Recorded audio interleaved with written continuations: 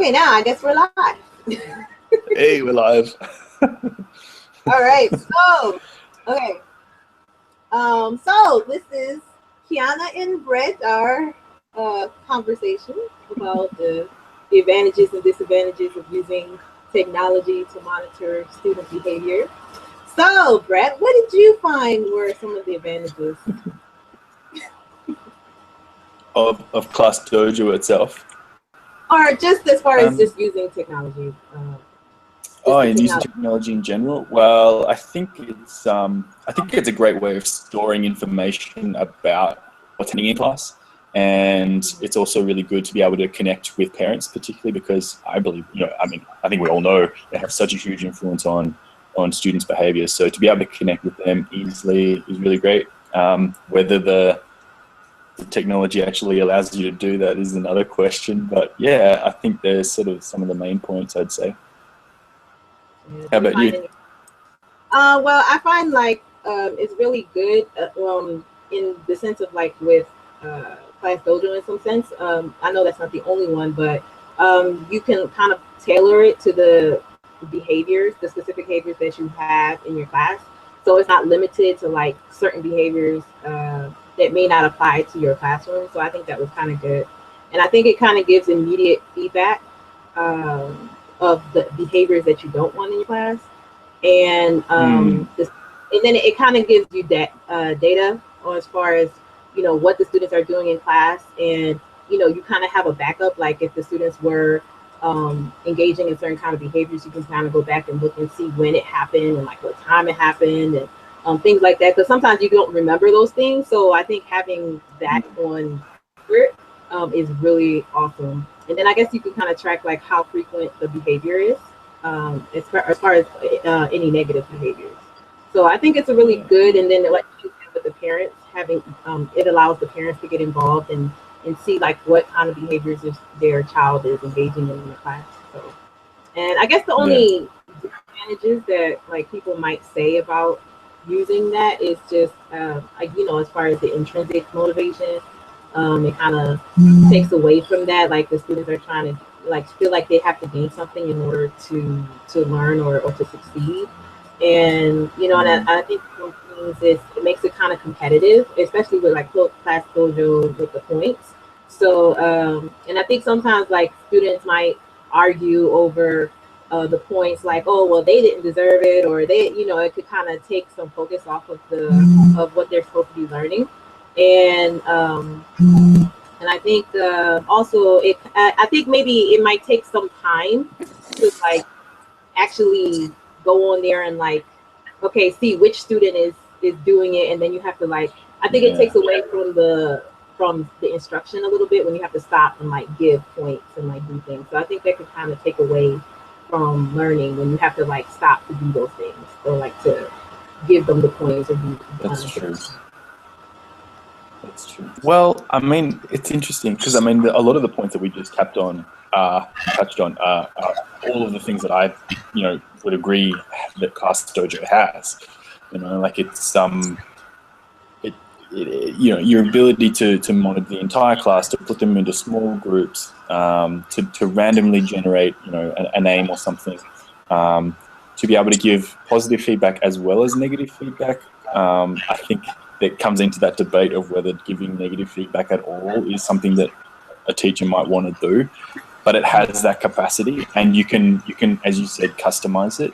So as a class, if you come up with specific skills and goals and things that you want to work on as a class or as individuals, you can do that. And so I found that Class Dojo in general really good for incorporating all of those things. Yeah, I was just saying the public display of especially with the misbehaviors, it might embarrass the student because it's done in front of everybody. Everybody can see it, and it kind of demotivates the students. So just trying to find a way where you can like give that point, or give that, or without it kind of backfiring in the end. Yeah, I understand that. I was also thinking, like going back to what you said before about how much time it takes to actually use in the classroom. I think this would go for anything, but Class Dojo being so multifaceted it might save some time in certain areas, but also if you're going to be using it all the time, then it would take a lot of time to enforce. So tell me a bit more about this teacher kit. Teacher kit, it also monitors behavior, and there you can also like take attendance and issue grades, and there's a timetable for lessons, so you can like plan out your lessons. And it also collects student data, so and then you can transform them into graphs, and it's kind of simple graphs, and like the same, you can add multiple classes, and then you can add a picture to each student, and it includes all of the contact information of the student, and it also includes contact information for the parents. So like it has a series of things that you can actually add slots to each of their contacts, and then it has notes where you can have notes for each student. But the only thing that was disadvantaged for that was that it required downloading an app, but it wasn't really available in all platforms. It was like my tablet, my Samsung tablet, it wasn't compatible with it. So Yeah. I was like, oh, I kind of wanted to use it with that, but and then it did free account, so you have to purchase like in-app things. To pay. Yeah, and then the reports don't, like, you can send it to the parents, but it doesn't really show like what specific behavior that student exhibited. So like you can have like give them a negative behavior or like show that they had that, but it doesn't. It just shows like how many times they had a negative behavior. It didn't say like what specific behavior it was. So that was. What about you? How about the app that you? Instant Classroom. Yeah. It wasn't very good. I mean, yeah, it's free, great, but all it really was a way to create a list of names in your classes and to randomize them if you want to, and to put them into a class, like a seating order.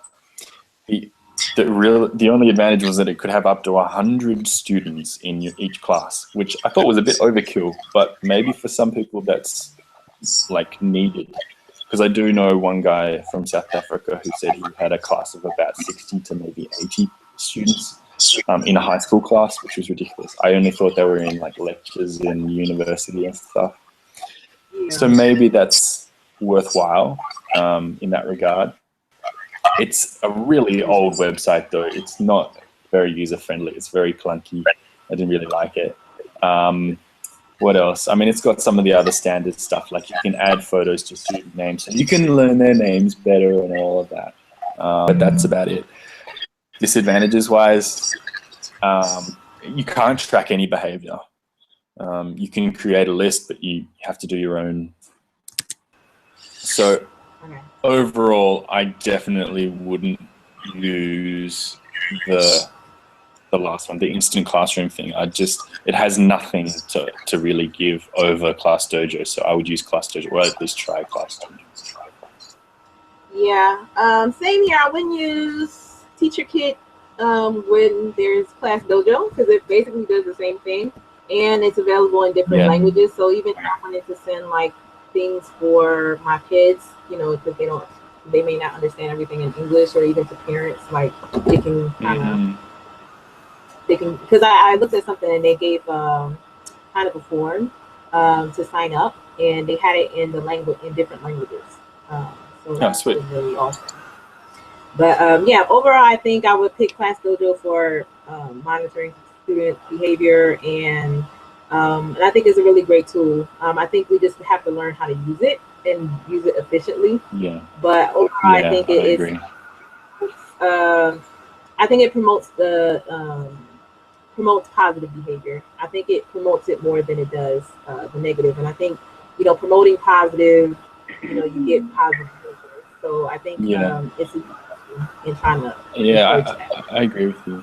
Yeah, and I also think that it's one of those things that can help teachers think about and track things over longer periods of time, whereas if you have one class and you get caught in the moment, you think, oh, that was a bad class or a good class or whatever, but then it goes.